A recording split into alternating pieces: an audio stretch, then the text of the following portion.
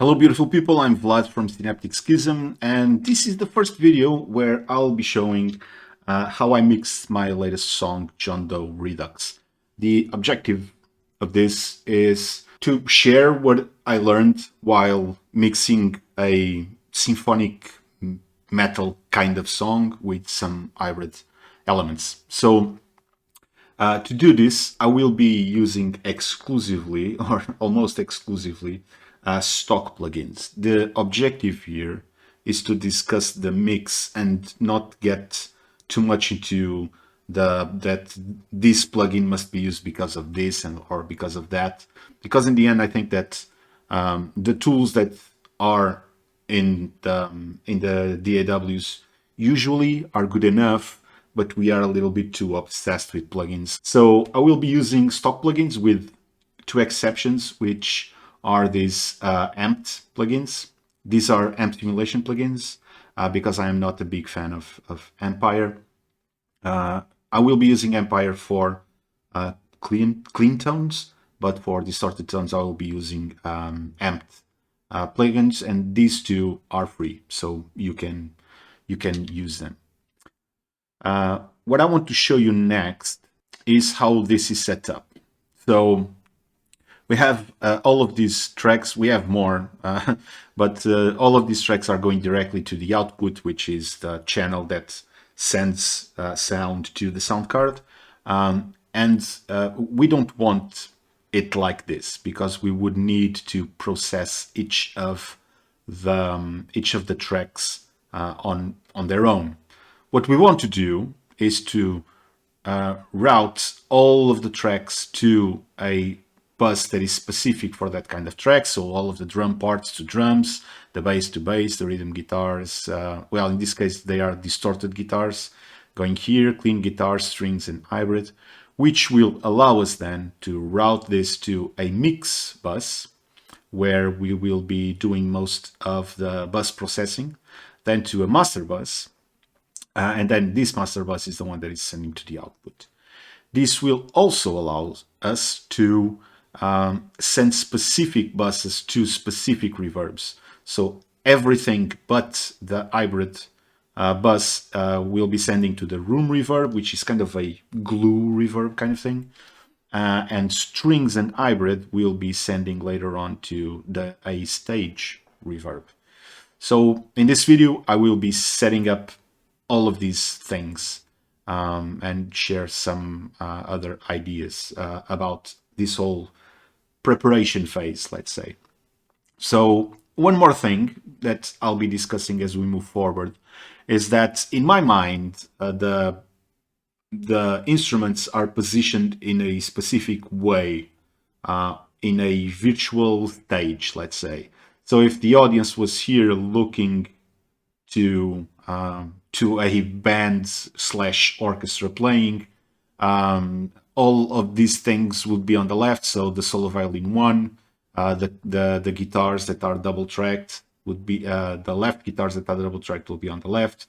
The rhythm, the guitars on the right, the solo violin on the right. And then there are instruments like hybrid, then toms, overheads, and the room mics for the drums that are across the whole thing. So violas, bass, snare, kick, all of them are in the center. And then there are these things like hi-hats, violins, the right cymbal, and violins, which are not completely to left and right, but are just a little bit in there, okay? So keep this in mind, and I will be explaining small changes that I'm going to do in the tracks as I'm adding them to buses, okay? So let's start. All DAWs allow you to route to buses. This is the way that I like to do it on Studio One, which is I pack a folder, I rename it, and then I can add a bus directly to that folder. So add bus, and now I have this drum bus. For the sake of prettiness, I'm going to put this red, and then the bass, I'm going to pack it to a folder also. The reason why I'm packing the bass, which is just one stereo track, to a bass to a bass bus is because I will be using the saturation from Mix Effects from Studio One, and that can only be applied to buses. That's the reason why I'm adding a bus. Otherwise, I would probably not do it unless I have one more or more than one bass track, which is not the case.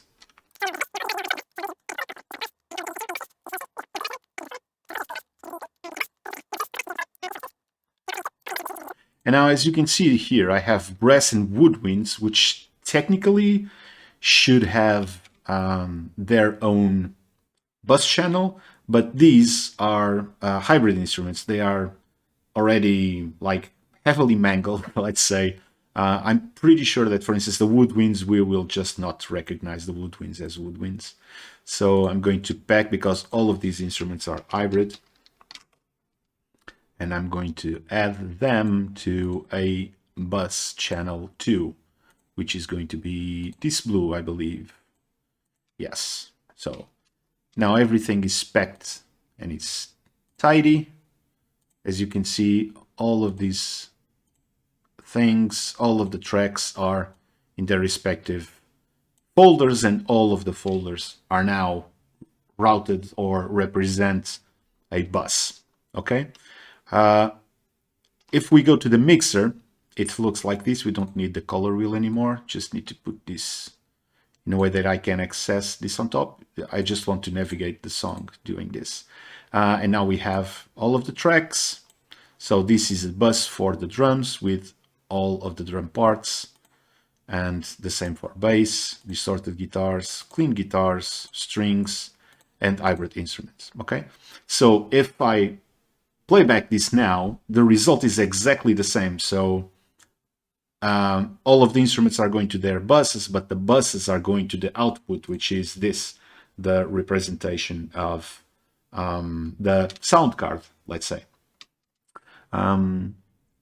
Now I'm going to add a bus channel and another bus channel. So this bus channel is going to be the mix bus, and this is going to be the master bus. The reason why I have a mix bus and a master bus is because if I want to do some kind of parallel processing with a plugin that doesn't support parallel processing, I can just send it directly from the mix bus and then add this mix bus and the parallel bus to the master bus, and the result is exactly the same. And I'm going to create a couple of effects channels. This channel is going to be the room reverb, and this one is going to be, let's call it the stage reverb. So the room reverb is kind of a glue kind of reverb, and the stage reverb is a more kind of a all concert for hybrid instruments and for strings. So now we just need to route this accordingly. So the master bus is correctly going to the output, the mix bus needs to go into the master bus, and now all of these need to go into the mix bus. And now we have most of that drawing that we had before represented here. There are only a couple of things that I need to do more. Everything but the hybrid are going to have a send to the room reverb, and the strings and the hybrid are going to have a send to the stage reverb. Okay, and now the setup is complete. So all instruments, let's just use hybrid as an example. Actually, this should be here. Okay, so all hybrid instruments are sending to the hybrid bus, as we can see here, right? The hybrid bus is sending to the mix bus and has sends to the stage reverb, and the reverbs are sending to the mix bus is sending to the master bus, and the master bus is sending to the output. By doing this, we have the ability to do the least amount of work to have the maximum amount of results without having to copy, duplicate plugins and things like that.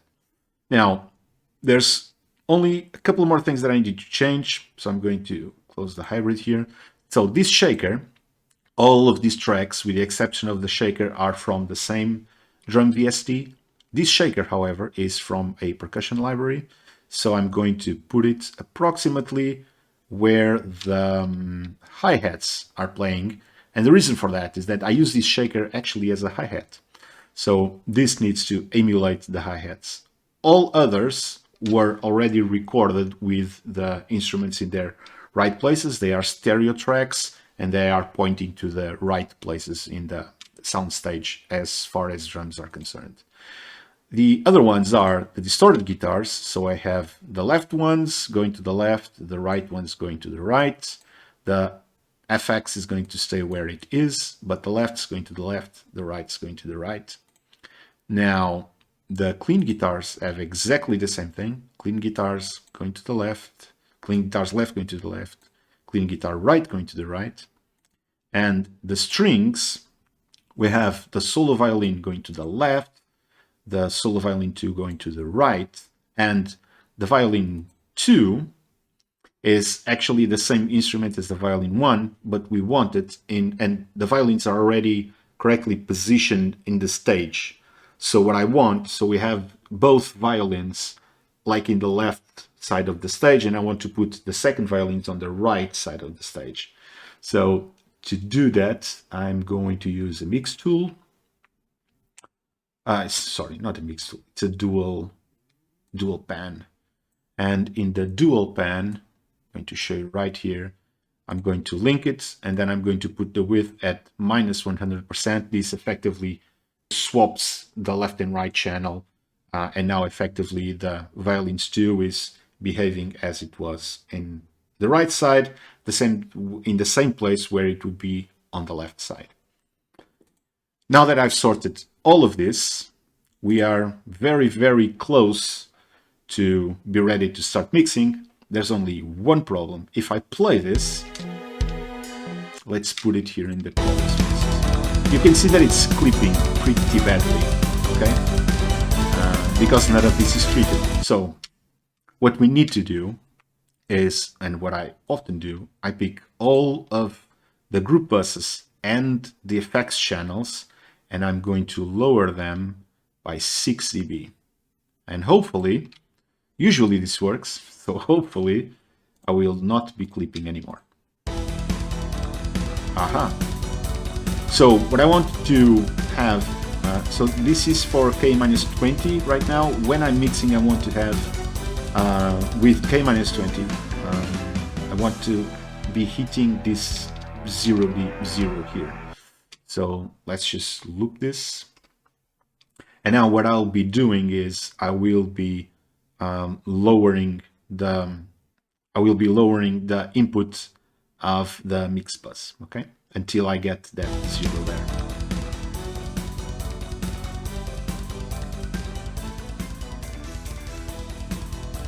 Okay, we are about there. So moving forward, I'll just stop this. Moving forward, this I'm ready to start mixing, and in the next episode I will be working on the mix bus and explaining my strategy to do the whole mix. Hope you enjoy this. If you have some feedback, I would really like to listen from you, to hear from you, because I don't know if this is going too fast, if it's good, if you want more information about something else, if you have questions. So just let me know on Twitter or here on Facebook, and I'll try to address the questions, concerns, feedback, and so on. And I hope you enjoyed this first episode of Mixing John Doe Redux, okay? So until the next episode, bye-bye.